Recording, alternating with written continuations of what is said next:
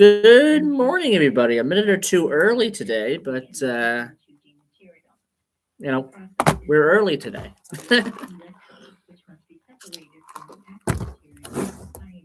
All right.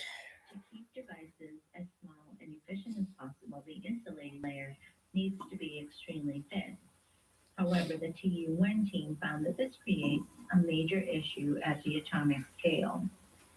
In many combinations of 2D materials and insulating layers, the bonding between them is relatively weak, explains Grasser.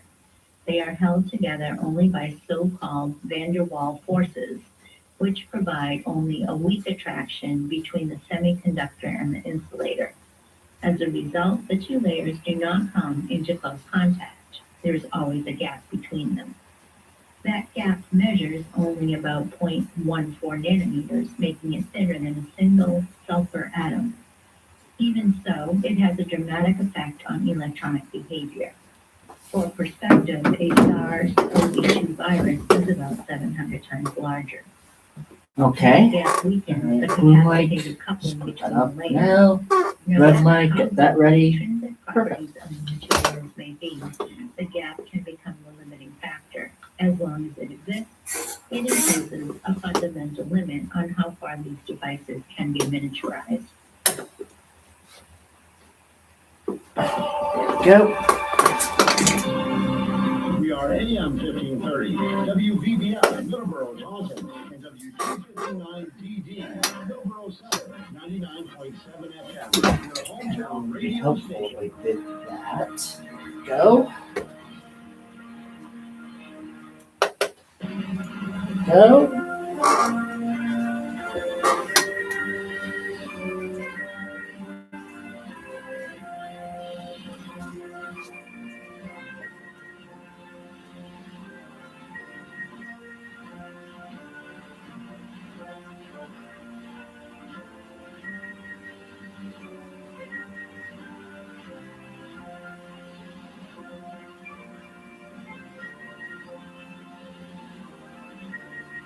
News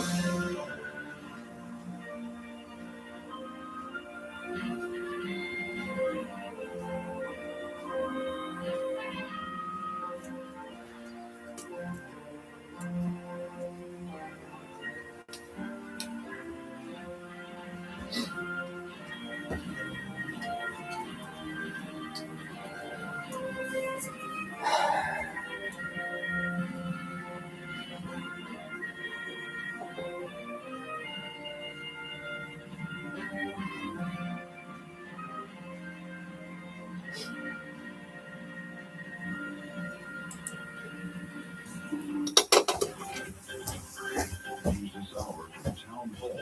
I'm Ron Taylor. Yesterday's security breach near the White House was the third incidence of gunfire in the vicinity of President Trump in the past month. Bob Agnew files this report from Washington. The U.S. Secret Service says in a statement that, according to a preliminary investigation, the person approached a checkpoint shortly after 6 p.m. Eastern Time and, quote, removed the weapon from his bag and began firing at posted officers. Okay, I need to. The officers opened fire and hit the suspect, who was transported to an area hospital where he later died. A bystander was also wounded. Secret Service says President Trump, who was at the White House at the time, was not impacted, and that none of its officers were injured. Bob Agnew reporting. NATO reacts to President Trump's decision to send 5,000 troops to Poland. His announcement came just weeks after he had ordered the same number of troops to be pulled out of Europe. NATO officials were meeting in Helsingborg, Sweden, when they reacted to the news, including Swedish Foreign Minister Maria Malmö Stenegard. Well, it is confusing, indeed.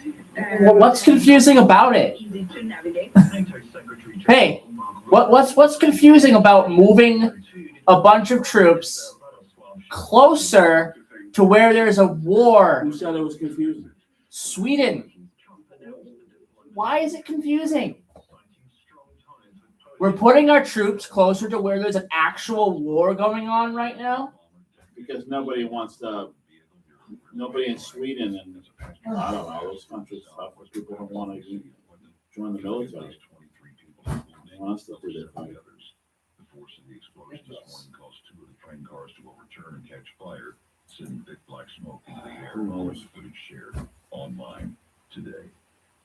You'll find news and analysis, plus more stories at townhall.com. I'm Ron Taylor. Wow.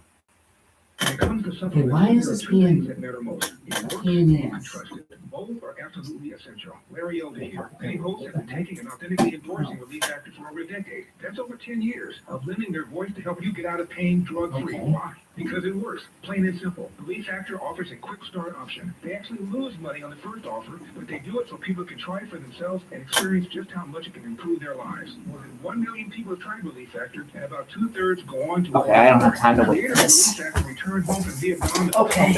Multiple times. He decided to become a doctor simply to help. Okay, good. Now it works. Great. Originally, just help his patients with pain and do it drug-free. When he saw how well it worked, he decided to make it available to everyone. If pain is holding you back, maybe it's time you found out why so many people like me make Relief Factor part of their daily routine. Try the quick start today and see how it works for you. Visit relieffactor.com. That's relieffactor.com. Call 800-4-RELIEF, 800-4-RELIEF. There's some confusion at the FDA over a new policy that breaks requirements for nicotine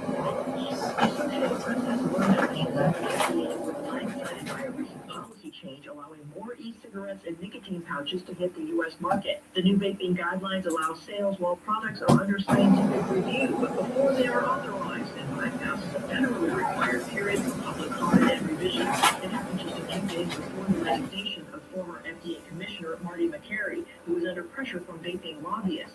At around the same time, the agency okayed new fruit flavors and vape products. Jennifer King, Washington. Authorities are bracing for the possibility that a damaged chemical tank at a facility in Southern California could leak or explode.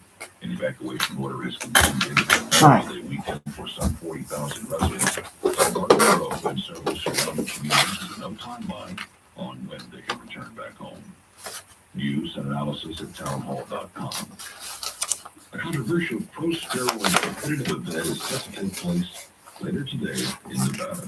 The Enhanced Games, featuring 50 athletes who will compete in track, swimming, and weightlifting, is set for Sunday in Las Vegas.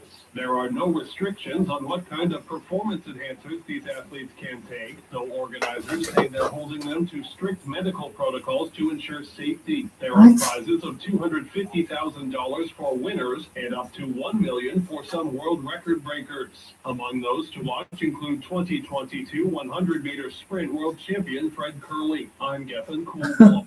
NASCAR drivers grapple with the loss of Kyle Busch, who died last week at age 41 from complications related to severe pneumonia. Connor Zilic and others are finding it hard to return to the track for the Coca-Cola 600. Yeah, he had gotten severe pneummonia and sepsis. More on these stories at Sepsis? Sepsis. Yeah. Unfortunate.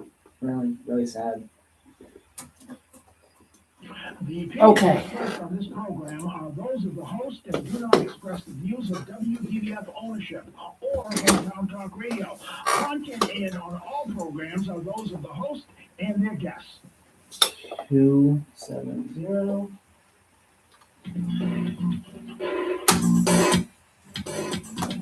Hey, Joey, what's happening?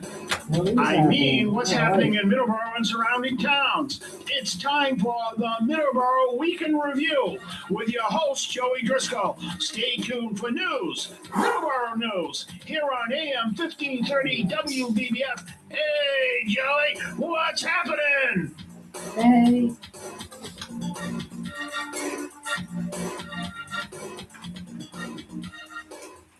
And good morning, everybody, and welcome to Middleboro in Review. I am Joey Driscoll. I'm here with Dawn, as always. Good morning, Dawn. Good morning, Joey. Good morning, everybody.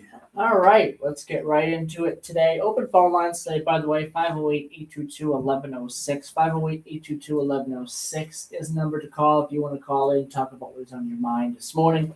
All right, coming up here first is the Today in History's birthdays and passings.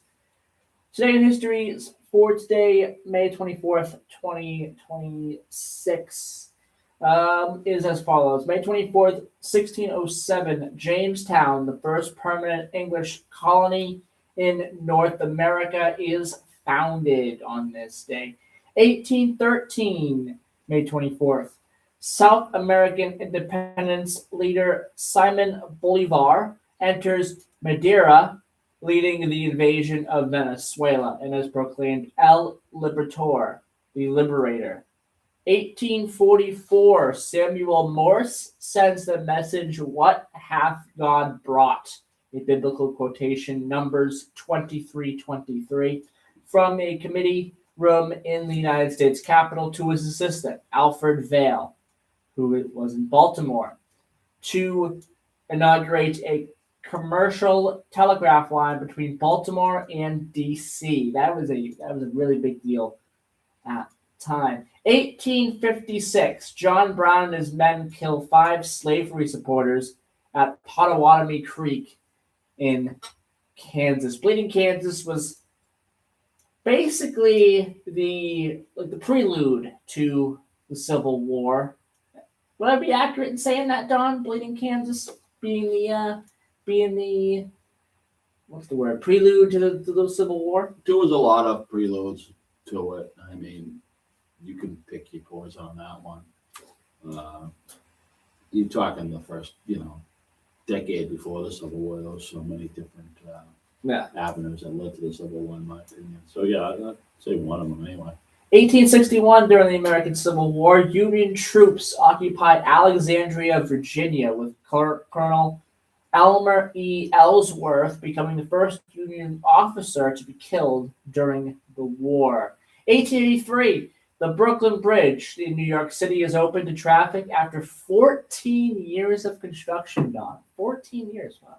They have another bridge that crosses the Mississippi. I'm not sure where it is. And it's the same company, and I think it's a railroad bridge, and it's built the same way as the Brooklyn. So I think the same company and the architects had something to do with that too. It's funny when you go around and you check out architecture and even housing developments and skyscrapers and buildings that churches and you can tell the architects, who did it, because it's the same style. Because we have the Thomas Crane Library in Quincy, which is one of the most beautiful architectural libraries that are around that I know of. And there's a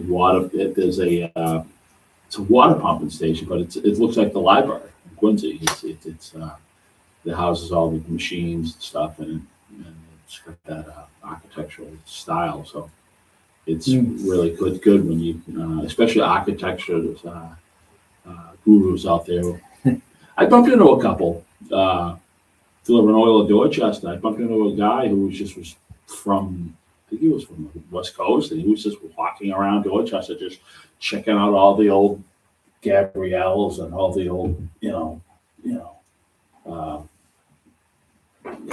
it's not all 3 decades of Dorchester. It's, you drive around, you get some beautiful architecture designs.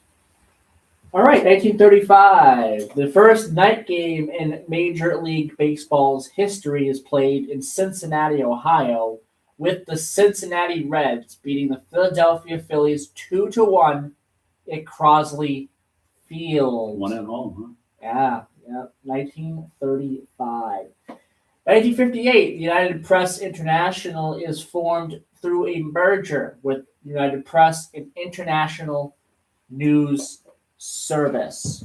1999, the International Criminal Tribunal for the former Yugoslavia in The Hague, Netherlands, indicts Slobodan Milosevic and 4 others for crimes and war crimes against humanity committed in Kosovo. Birthdays on this day: 1686, Daniel Gabriel Fahrenheit, Polish-German physicist and engineer. He developed, of course, the Fahrenheit scale. 1819, Queen Victoria of the United Kingdom. Of course, she became queen and was queen for quite a long time. And up until Queen Elizabeth beat her record, I believe, of time in office, Queen Elizabeth was in there for quite a long time, and so was Queen Victoria. 1868, Charlie Taylor, American engineer and mechanic, born on this day in 1868. Born on this day in 1933, Jane Byrne, American lawyer and politician, the 50th mayor of Chicago. A little bit about her. Go a little bit more into her really quickly here. She was mayor from 1979 to 1983, April of 79 to April of 73. April of 83, sorry. Prior to her tenure as mayor, she served as Chicago's Commissioner of Consumer Sales under Richard Daley. She was the only woman in the mayoral cabinet under Richard Daley there as well. So she was very important at the time. She became the first female mayor of the city of Chicago as well. Don, you'll like this birthday. Born on this day, 1938. Tommy Chong. Cheech Chong, yeah. He's that old, huh? Yep. Canadian-American actor, director, producer, and screenwriter. Born on this day in 1941. We were just listening to him this morning. I don't know how I thought of this, but it's his birthday today. And just by coincidence, I played a Bob Dylan song this morning, Duquesne Whistle, off his 2012 album, Tempest, which is awesome. Take a look at that album when you have a chance if you're a Bob Dylan fan. Bob Dylan's birthday is today. He is 85 years old today. Born on this day in 1944, Patti LaBelle, American singer, songwriter, and actress. Born on this day in 1945, Priscilla Presley. 1947, again, I was playing, again, total coincidence. I did not know it was his birthday today. So we just mentioned this with Bob Dylan. It's Albert Bouchard's birthday as well. So total coincidence. I was playing some Blue Oyster Cult for you earlier today, and same thing with Bob Dylan. Total coincidence. I didn't know those birthdays were happening today. Albert Bouchard, of course, of Blue Oyster Cult. Just awesome singer for them. Guitarist as well for them. He's also their drummer. He did a lot for Blue Oyster Cult. As well. 1969, Jacob Rees-Mogg, English politician. If you pay attention quite a bit to English politics, he's everywhere. He used to be in Parliament. He was, I believe, defeated part of the Conservative Party there. He was defeated, I believe, in that election where the Conservatives lost about 3 million seats there. In the election that Keir Starmer was elected in. But he is still in a lot of things. He's still talking quite a bit about politics in the UK, outside of office now. But that is your birthdays. Deaths on this day, 1959, John Foster Dulles, American soldier, lawyer, politician, the 52nd United States Secretary of State, passing away on this day in 1959. Passing away on this date, 1984, Vince McMahon Sr., the father of Vince McMahon Jr., of course, the founder of WWE as well. 1991, Gene Clark passed away on this day, American singer, songwriter, and guitarist. And we mentioned this last week, but passing away on this day in 2023, Tina Turner. Don, quick thoughts about Tina Turner? Unbelievable. They don't get any better than Tina Turner. Just her story is something to be proud about. It's just she really made a name for herself, and she did it her way, I think. So, Absolutely. And I know she worked with Ike Turner and did that,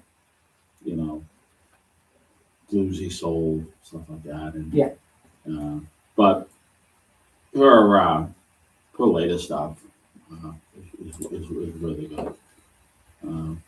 She did that soundtrack for Mad Max Beyond Thunderdome. We don't need another hero. Yeah, that's really good. I think that was like, that was huge. What's love got to do with it? There was just so many songs that Tina Turner did, and they were good listening. Right? I mean, it's just one of those songs where you just don't shut off. Hmm. I mean, growing up in my age, before phones, before DVD, before all that, we just had the radio, and sometimes songs just get overplayed. And I never heard a Tina Turner song that got overplayed. No, because it doesn't exist. It Right. doesn't You exist. could hear it so many times and still like it. The songs Exactly. out there that Exactly. Tina Turner, I think, fit that narrative, in my opinion. All right, our weather for today: 50 degrees currently in Taunton, outside of our Hong Kong City studios. 57 for the high today, 50 for the low. Cloudy skies. Rain in the forecast today, unfortunately. And looking at the radar, it's coming. It's right there. It's in the Fall River area. Yeah, it's knocking on our door pretty much. It's in the Fall River area, so it's going to start raining probably by the end of the show today. So if you left your window open or you got something out there you don't want to get wet, you get out there and take care of it before it gets moist out there. Yeah, it's going to rain tomorrow as well. 71 degrees for the high, 55 for the low tomorrow. In Middleboro, currently 51, high of 57, low of 50. Same deal. It's going to rain. Tomorrow is 70 degrees with a low of 55 and 100% chance of rain tomorrow as well. Driscoll, Texas, 73 degrees currently, high of 88, low of 73. Cloudy skies throughout the day today. Slight chance of a thunderstorm today as well. 88 tomorrow, low of 70, clear skies. Driscoll, North Dakota, 78 for the high today, 46 for the low, currently 46. Mostly cloudy in Driscoll, North Dakota. And today is a day where you're going to have several days of weather like this. If you're in Driscoll, North Dakota, clear skies, Monday, Tuesday, and Wednesday in the high 80s in Driscoll, North Dakota. So there you go. And Holiday, Florida. It is currently 73 degrees and mostly sunny. High of 89 today, low of 72. Clear skies throughout the day, becoming cloudy in the evening. And you got some thunderstorms coming tonight for a couple of hours. Thunderstorms tomorrow, maybe some lightning. It looks like 89 degrees tomorrow with a low of 74. I mean, the temperatures are pretty up there, 90s. So when you get temperatures like that in Florida with rain, lightning and thunder comes as well, and those storms are not nice for sure to be in there. So you have a couple of 90-degree days coming up in Florida, so a lot of unsettling weather coming to Florida pretty much all week, it looks like. No day where it's going to be sunny per se this week, unfortunately, for the holiday Florida area. All right, 7:22 a.m. Let's take our first commercial break, and we will be right back.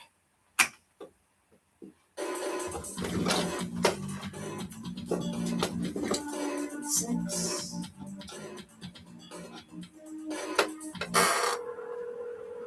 Hi, Mom. Hey, Heather. You're never gonna guess what happened today. Caroline, are you driving? I'm gonna hang up. You're gonna get a ticket. No, wait, okay, this is gonna take like 2 seconds, okay?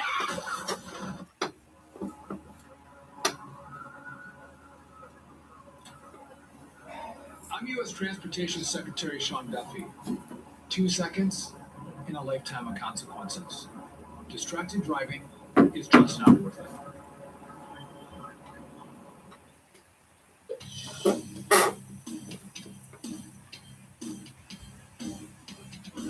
Mondays at 11 a.m. Join me, Jody Driscoll, for Middleboro Matters. Middleboro Matters is about what matters in Middleboro, like sports, current events, and much more. So tune in Mondays at 11 a.m. here on WVBF 1530 a.m. and 99.7 FM.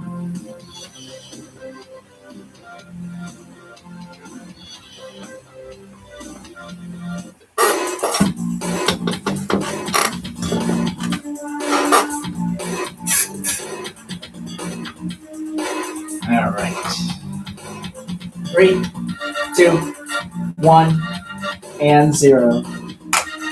And we're coming back here from commercial. It is 7:23 a.m. Open phone lines today, 508-822-1106, 508-822-1106. Coming up after the news, we will give a preview as to what is happening tomorrow. We have the Summer Fun Run once again coming up tomorrow. We'll give a preview of that coming up after the 7:30 news break. That's coming up. So we also have we'll probably do a little bit of sports here on the show today. If not, we'll do it definitely Monday. We're definitely going to try to do a transportation topic. There's a topic, I think, or two that I didn't mention on Friday that we could mention on the show today. And we didn't mention anything about the MBTA, Don, so that's going to be fun. Anyway, we'll do that during our transportation topic coming up.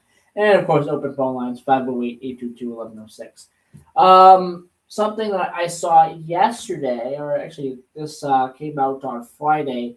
I saw this yesterday. There's a ban being sought on cryptocurrency ATMs in Middleboro and in Lakeville. There was a story earlier on in the year, I believe. A 73-year-old Lakeville woman withdrew $20,000 in cash from her bank and was not answering calls from her family. Concerned relatives contacted Lakeville police. A quick investigation uncovered troubling news. The woman had been told that her computer was infected by a virus. The only way to protect her money, she was told, was to withdraw it and deposit it into a Bitcoin ATM. She was also told not to answer any phone calls, including those from her family. In conjunction with Raynham police, Lakeville officers discovered she was en route to a market in Raynham. They intervened as she was on the phone with the scammer. This transaction was stopped in time, but many others are not. Which is why law enforcement in Middleborough and on Lakeville are calling to ban those Bitcoin ATMs. They're primarily used by scammers, Lakeville Police Chief Matthew Perkins said. Town meeting voters in Middleborough June 1st and in Lakeville June 8th will be asked whether to ban the machines in town. In Lakeville, there are no machines yet, but the article could ban any future placements. In Middleborough, they have about 10 to 15 many and convenience stores, Middleborough Police Chief Robert Ferreira said. Middleborough police have dealt with quite a few cases of fraud involving these machines. Legitimate cryptocurrency users, Perkins said, do not use these machines. They would likely go to a broker or a bank to complete the transaction. For one thing, he said, those machines can charge exorbitant fees of about 20 to 40%, far more than traditional brokerage charges. And once the money is lost, recovery can be difficult. Perkins said outright seizure of the machines, which Perkins said was once the policy, is no longer allowed. Recovery is possible, said police officer Jason Orlando, who assists the white-collar crime task force of the FBI, but the effort takes time and rarely results in the full amount of money being restored. Scammers prey on emotions, he said. They may call and say a grandchild is in jail. That's the grandparent's jail scam. We've had that happen. Yeah, it's not fun. Not fun to have that happen. My grandfather had that happen, and that's not fun at all to be a part of. To have that happen to. So that's something that's happened to us before, the grandparent scam, where someone would call and say, "Oh, I'm in trouble," or jail or a car accident as well. So that's happened. So there's a lot of scams out there. It's not a really fun thing, scams to deal with, unfortunately. Don, your thoughts? Well, it happens mostly on the landlines, but it does happen on the cell phones. Yes. The landlines, even with my father-in-law passed, we still get a lot of calls on our number. Yes. A lot of Every day. I think once they realize that an elderly person is picking up the phone on a regular basis, Mm-hmm. I think somehow it gets channeled. That number gets flagged somehow to the scammers. Yeah. Because I've never, it's unbelievable. The amount of phone. And to me, if I pick the phone up, nothing there, that's probably, I just hang it up. Yeah. But but his generation never was like that. They want to find out who it is because they could have family. But usually, if you answer the phone, there's somebody right there. Absolutely. If it's a legit call, so I just hang it up. If Middleboro voters approve these measures, Ferreira said store owners will be ordered to remove the machines or face steep fines. Putting teeth into the order is needed, he said, to emphasize the importance of getting rid of these machines. If Lakeville and Middleboro approve the ban, they will join other state communities such as Gloucester, Haverhill, Waltham, South Hadley in prohibiting these Bitcoin ATMs.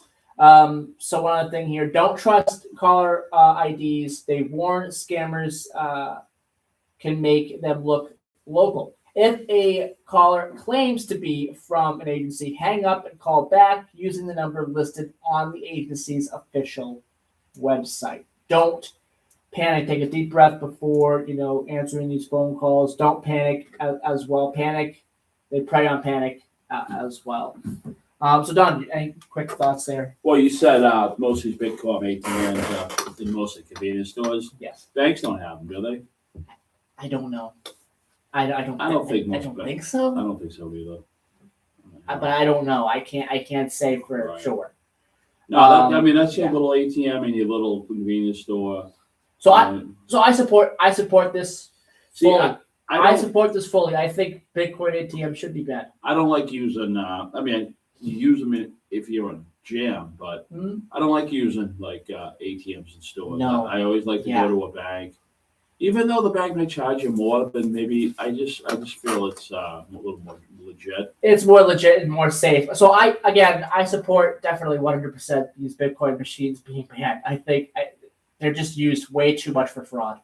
Well, I agree. If there's a way to fraud someone, they're going to figure it out. Absolutely. And they got people sitting there thinking of other ways to fraud. But this will definitely stamp down on that quite a bit. So we'll see what happens. It goes to show. It seems like the authorities are just answering the complaints they're getting. Absolutely. All right. Well, it's 7:30. Let's take our news break, and we'll be right back.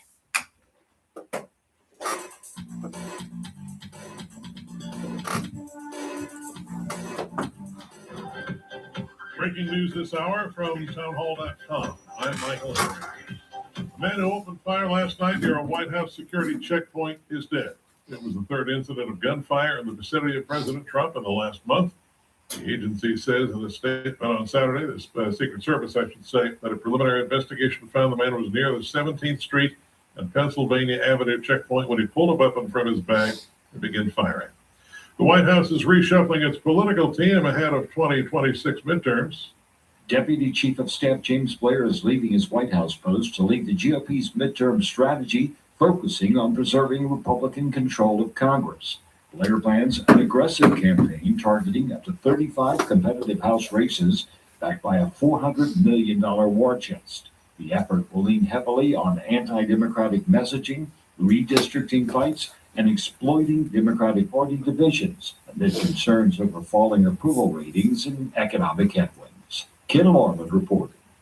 House Speaker Mike Johnson says voters will have a clear choice during the midterms. Got men out of women's sports and little girls' locker rooms and into trans surgeries on minors. Do you want to keep that party in charge of Washington? Or do you want to turn it over to the people that want to do the opposite of all those things I just described? It's a serious contrast. It's a serious chasm, a widening chasm between the parties. It didn't exist here even 20, 30 years ago. But this is where we are. President Trump says a deal with Iran, including the opening of the Strait of Hormuz, has been, quote, largely negotiated. He has announced this on social media after talks with Israel and other allies. The deal is described as a memorandum of understanding. It still needs finalization. It aims to end the war and includes 2-month negotiations on Iran's nuclear program. Iran says the draft is a framework agreement for more talks. More on these stories at townhall.com. Larry Elder here. You know, I think a lot of people just accept pain like this is just how it is now. I don't think that has to be true. Let me tell you about George. She's up in Oregon, works 10-hour days, driving a garbage truck in and out all day. It really did a number on his knee. He said it got so bad, he couldn't even bend it. Now think about that. Trying to work, take care of your family, and your body just isn't cooperating. Well, George tried Relief Factor, and this is what got me. She said, I can bend my knee again with very little pain. Simple, but when you get something like that back, it matters. My brother Kirk had difficulty going up and down the stairs in the morning until he followed my advice. After about a week, he called and said, this stuff is working. If you're dealing with aches and pains, see if Relief Factor works for you. It's drug-free with a 3-week quick start for just $19.95. Go to relieffactor.com, that's relieffactor.com, or call 800-4-RELIEF, 800-4-RELIEF. You don't have to just accept living with pain.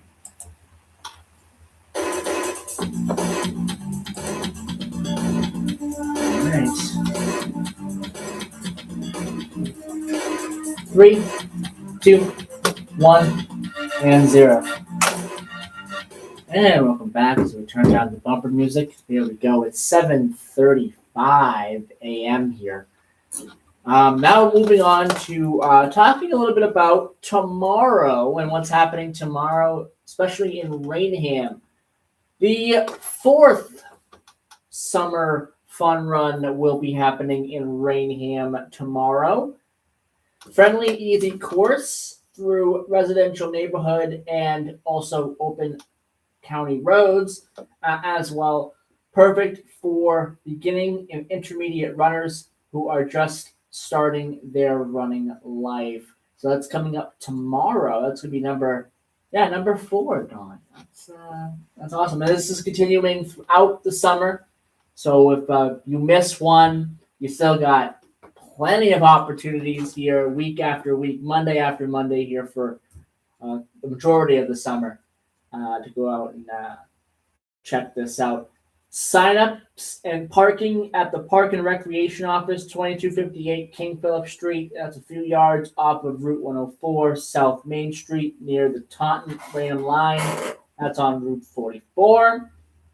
Weekly entry, that's $2. Cash only, no checks, credit cards, and we have a phone call. We'll just put that on hold for just a second. Financing available. Sign up once the first time, and after that, you can just toss another $2 into the can at the sign-up table, and then after you use the same bib you got when you first sign up every time you come. Registration is at 6. Race will start at 6:30 p.m. So let's take this phone call and say good morning, caller. Good morning, Joe. I noticed it was a little chilly this morning, so I thought I'd share some of my hot air with you and Dawn. Good morning, Jim. Good morning, Jim. I hear you right? Did you say financing available? Did you say that? Say that again? Joey, did you The say that? financing available part. What does that mean? Financing Jim? available for $2? Dawn, it's something that Joey isn't very familiar with. It's called a joke. You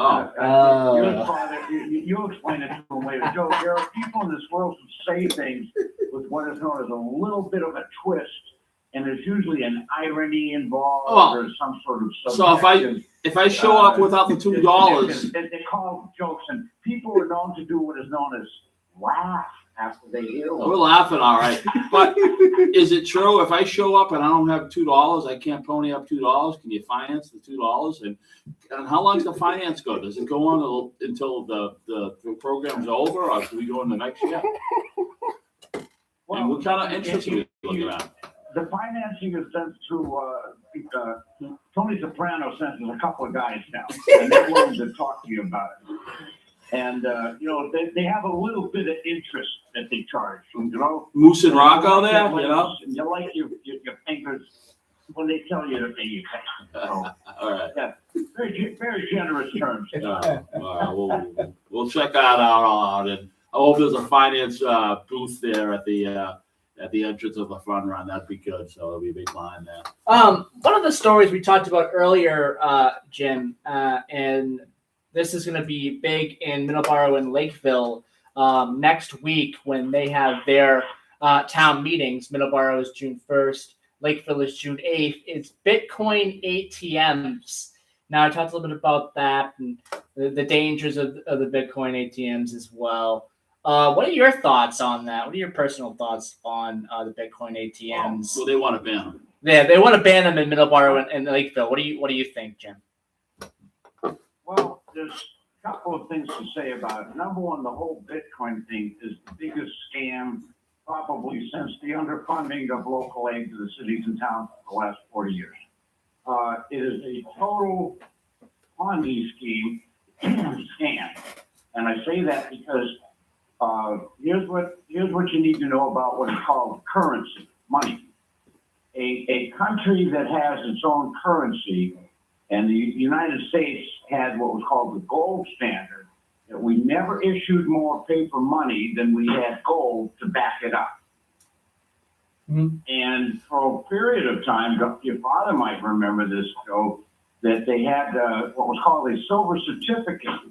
And the $2 bill was the last one in circulation, that there were only as many $2 silver certificate bills in circulation as the federal government had silver to back them up.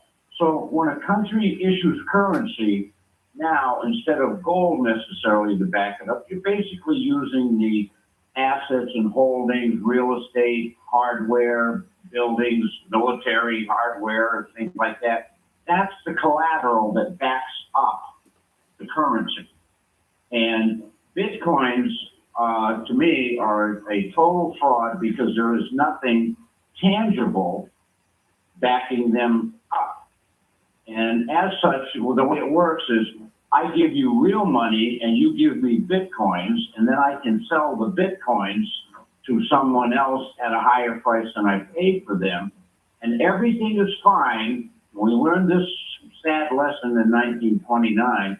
Everything is fine until somebody wants all of their money back. And if too many people want it all back at the same time, then the bank will fail and Bitcoin will fail. Don't you remember that seminal scene from It's a Wonderful Life where Jimmy Stewart, the people all wanted their money back and they were panicked, and he said, well, your money's right here. And he pointed and he said, it's in this guy's pharmacy, and it's in this guy's farm, and it's in this guy's store. And so I'm so virulently opposed to Bitcoins as a concept. And as far as I'm concerned, if they want to put Bitcoin machines up, that's a bunch of fools playing with fools' money.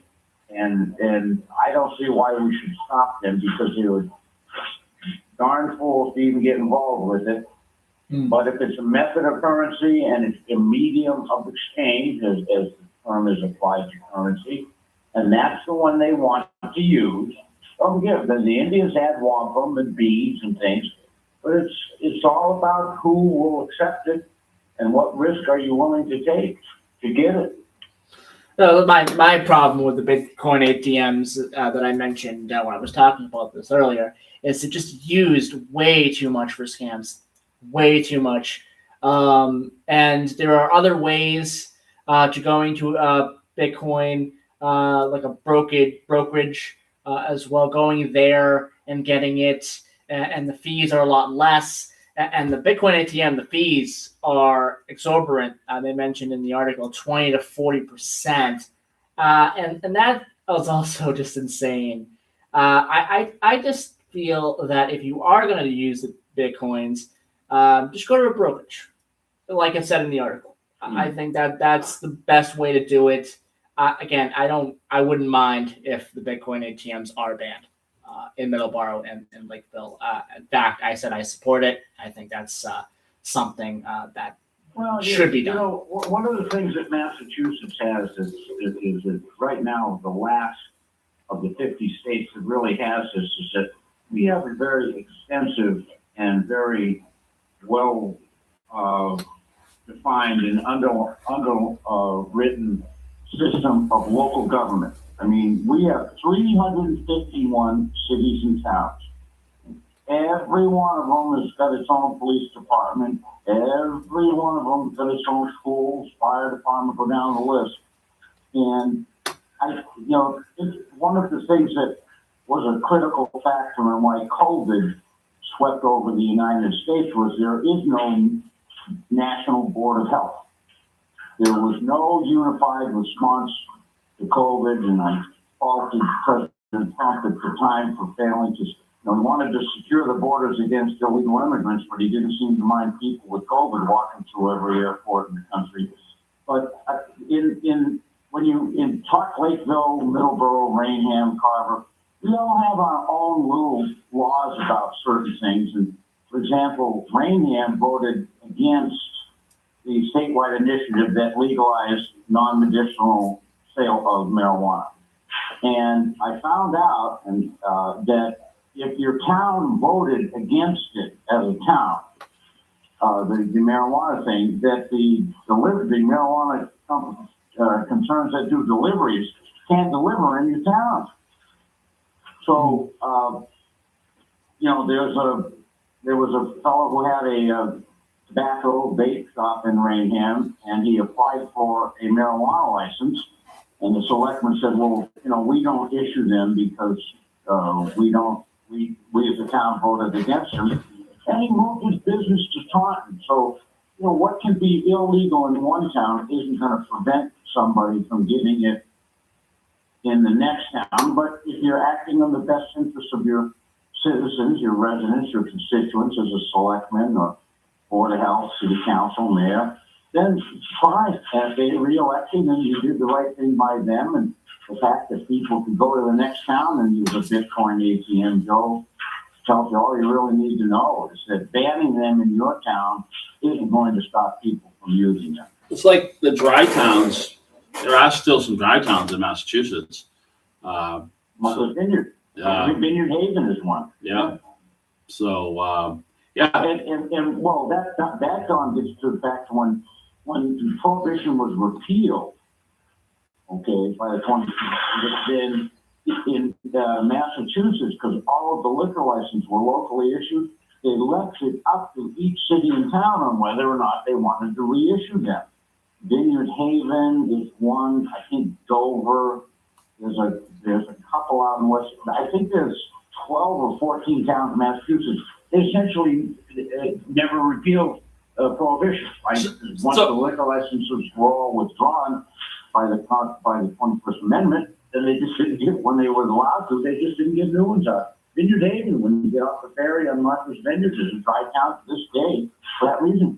Yeah, well, I mean, you look at the situation where, I mean, you have a family business, say it's a package store, and then it's passed on from generation to generation, and then you have a bunch of select board people come through who just don't want it. I feel there's going to be some sort of reason to uproot a business. I mean, people's livelihood and stuff like that. If there's complaints or they're selling to underage minors, stuff like that. But I think I don't know too, because I think that towns can use their ideas and they're their own towns and they can vote and whatnot. But to uproot someone's business and take their livelihood away just because they just wanna, it's the flavor of the week. I mean, I don't know. I think there's got to be something. Obviously they can litigate, but I mean, I feel that who knows? I mean, you don't know if you got a bunch of select board that don't like a certain vendor or a certain store owner, and they go after them. And I feel that's unfair. So I mean, I know life's not fair. I've seen that happen in many towns where essentially there's usually a personal agenda, and frequently it's financial. That somebody who is involved with the city or town government has financial interest, and if not them directly, somebody they know. Is there a watchdog in the state level to keep an eye on stuff like that? It would benefit somebody that the ruling people, the people in the town government are friendly with or supported by, would benefit. Well, I mean, many times. So you're right about that. Is there a watchdog from the state? Meaning, if it's if it's outrageous situation where Muffy and Buffy don't like Jimmy. You have the state ethics commission, right? That you can file a complaint with. Okay, right. And the People's State Ethics Commission, I'm an elected public official again, so I have to undergo ethics training by law. It's a serious thing, but essentially beyond that, you have a thing called the voters. Okay, and if the voters elect people who, they had this issue down in Fall River, kind of the same thing, where one of the school board members had a vendetta against the superintendent of schools, and the person went out and in the next city election elected a voting majority to the school committee in Fall River, and then suddenly, without warning, moved to fire the superintendent. And when you say something is all politics, so politics is from the Greek word polos, meaning of or having to do with people. And so politics is not just people who get elected. Politics is not just people who run for office. In this country, whether you like it or not, we are the government. You can say, no, we're not. No. Well, I got to tell you right now, I just won an election with 1,600 votes, and I think I got every one of them from people who I personally asked to vote for me. But, politics works best when more people vote. And I think what's happened, and the reason the turnouts are so low, particularly in town elections where you think they'd be high because that's the police on your street, that's the water you drink, I think people don't vote because they see what's going on in politics, particularly at the national level, and that turns them off. But the other thing is very few candidates, and I'm kind of bragging now, and you guys know me, so I can say this to the two of you with a straight face. I was in the local town election, and I know not too many people vote in them, but I knocked on 1,000 doors.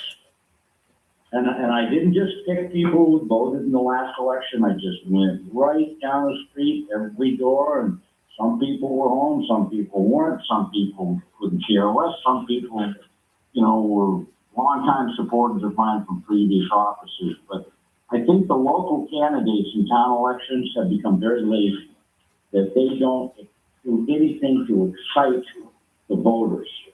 In my day, back in the 50s, 60s, 70s, candidates would do a literature cup. They would organize groups of people who were using their kids, and instead of mailing things to people, they would say, you do this neighborhood, you just put a flyer in everybody's door, and even for a small town election for selectmen or assessor or something like that, you'd get home or work at your door, there'd be a flyer in it 2 or 3 times a week.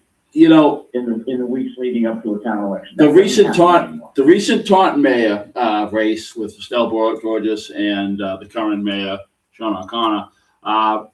Estelle, I have her on Facebook. I was really impressed in how she did her campaigning, because she was in every neighborhood. She was, that's old-fashioned hard work. And I don't know.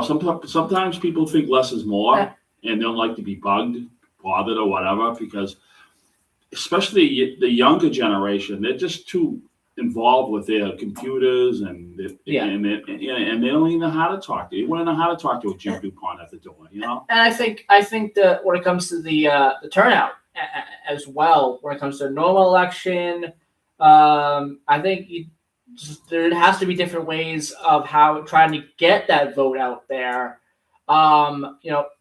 Because in comparison to a normal election and a Proposition 2.5 kind of election, which Lakeville just had, and had about 35% voting in that election. Yeah, but it's Saturday votes days, and it's pretty useless. good, Joe. That's very good for a local election, but I'm going to stick to my guns on. What about Saturdays? candidates. Jimmy, what do you think about Saturdays? I mean, I don't think Saturdays work. I don't think Saturdays work. No one's Tuesday's the day. I'm just gonna tell you that I've been studying elections, and I can give you the statistics on any city or town you want, but you haven't got time for it. There are cities and towns that vote on Tuesdays, Wednesdays. One town I know votes on a Friday. You can't vote on a Sunday by state law, but we get the same pathetic turnout on a Saturday that Taunton does on a Tuesday, and Taunton gets the same pathetic turnout as Berkeley does on a Wednesday. So it's not the day of the week that has not, I gotta say this, I thank you for being generous with the press. All the hoorah about early voting and mail-in voting and absentee voting and what day of the week it is, has nowhere can anybody show me that we've done any of those things that it result in more people voting. I think all it did is enable people who would have voted anyway. The problem is people, in the run-up to the Super Bowl, there's constant ads and constant programs. In the run-up to a presidential election, it's day and night, 24/7. And then, oh, by the way, the town election is Saturday. Really? I hadn't heard. So I think that the candidates have gotten lazy. There's no more local coverage. You guys at WBBF and Mark could get a lot of credit for this. You talk about local things. And people that, my next door neighbor didn't know it when there was a town election until I knocked on their door. And yes, they did vote. So it does work. But in previous years' elections, in Taunton in particular, you would have 30 people running for council and only 18 go on to the primary. You'd have 4 or 5 people running for mayor. You would have 16, 17 running for 8 school committee seats. And in the towns, you've seen fewer and fewer people run for things, and the ones who do run don't do any work. We've got a couple minutes left here in this program. Do one more little topic here and get Jim's opinion on this as well. And this is switching over to our transportation topic. And Don will like this. The MBTA is investigating the possibility of installing new platform screen door systems at some of its busiest stations, according to a bid document that the agency has released. They released that last week. And an RFI, the T announced that they are interested in piloting a system to enhance passenger safety on raised rapid transit platforms, with platform screen door systems that are capable of safely, reliably, and effectively screening transit passengers from unintentionally entering the pit area of the station platforms, when trains are not physically present at the station. Platform screen systems are increasingly common. They're being used, like, for example, in New York City. You saw one in New York, yeah? The air train system, and that is that's pretty good as well. But Don, what are your thoughts on this? And then we'll get Jim's thoughts. I don't know. Get some yellow paint out and kick the yellow line back. It's a waste of money. I mean, are we that bubble wrap? It's going to cost a fortune. Jim, what are your thoughts? Well, I think that the statistics would show you that injuries and fatalities in the subway system in Boston, I think mostly what they're talking about, but there's been an increase in uptick in those. A lot of it has to do with public intoxication. Some of it has to do with homeless people, and some of it has to do with, disputes amongst young people and things. And there's also been they track the number of suicides in the MBTA. So I think that those platform level gates are probably a very good idea. In fact, somebody was telling me, he says, if you were in the private sector and you told OSHA that you had this 5,000-ton machine that came roaring past workers within a few inches of feet, so about every 10 minutes. They would tell you to have safety gates everywhere and helmets and so forth. So really, What's that going to cost? With the subways, you Jimmy. got a massive multi-ton machine. Jimmy, what's that going to cost? Nothing to protect them. It's been that way forever. We've had a subway for 100 years. What And now would we that need it. cost? Now Yeah. we need it. All of a sudden we need it because what are we? Just a bunch of, the society, we're a bunch of clowns who just can't handle the situation. I mean, we've had subways for 100 years, and now all of a sudden we need all this bubble wrap. I mean, do you think all train stations should have it, or just maybe the busiest ones in downtown? I think they should look at the statistics, Don, and instead of doing things on an emotional basis, they should have some statistical basis for it. And I'll bet you they could show you ones where they're more needed than others. Yeah. They've had them at Disney World since like 1980. Really? Yeah. On the monorail, they did have them. Yeah. I mean, I can think of some. So, you just got to look at it again on not on an emotional level, but look at it by the numbers and see what is needed. Or more yellow paint. Yeah. Well, thank you so much, Jim, for calling in today. Yeah, good talking to Jimmy. Have fun tomorrow. You're gonna be running in the rain tomorrow, right? Yeah, and Don, by the way, if you stop by, I'm good for the $2, pal. I'll cover you. You got it? I want to see the finance booth. Somebody's gonna run in the finance booth over there. Okay, and we got to figure out, the rest of this running season, a little percentage, put a little money, get some refreshments or whatever, and the ice fund. I can do it like Abe Vigoda in The Godfather. Tell Don I always liked him. It was nothing personal. Thank you so much, Jim. $2 is real money. You mean AKA fish? AKA, that's right, fish. Yeah. Yeah. Thank you so much, Jim. We run rain or shine, Joey. Thanks, buddy. Yeah. All right. Thank you. Yeah. Bye-bye. And also, too, if you happen to be driving in that area, just keep in mind that there are runners, and just be cautious. And it's raining. Yeah, so and it's raining too, so just keep that. be in very mind. careful. Yeah, just All right, 8 a.m. Thank you, everyone, for listening to today's program. That was a fun show. It was a great show. Yeah. Tomorrow is Memorial Day. Tomorrow's Memorial Day. I am going to be doing the Morning Wake Up News. I'll also be doing Middleboro Matters. I think I'll sit with you on that if you want. Absolutely. Maybe we could do a transportation show. Well, Maybe we absolutely, we can do that because there's some interesting stuff that we didn't get to today. There's more updates on the MBTA Communities Act as well. There's an update on someone getting stuck in an elevator shaft and having to be rescued. What, Middleboro? No, not Middleboro. I don't know what station. I didn't look into the story, but I saw that online. Okay. So we'll take a look at that tomorrow as well. This was the first weekend of the Cape Flyer, and Absolutely. I wonder We'll how talk about that that worked out. And I wonder if they just brought out the scratchy window of trains again. And we'll talk about that too. All right. Bye-bye, everybody. I'm going down the street to get some chicken salad. You want one? Yes. Yeah. Something else, Pepsi? Pepsi would be good. Yeah. Thank you. Are you gonna drink coffee? Or Yes, I am. I am. Yeah.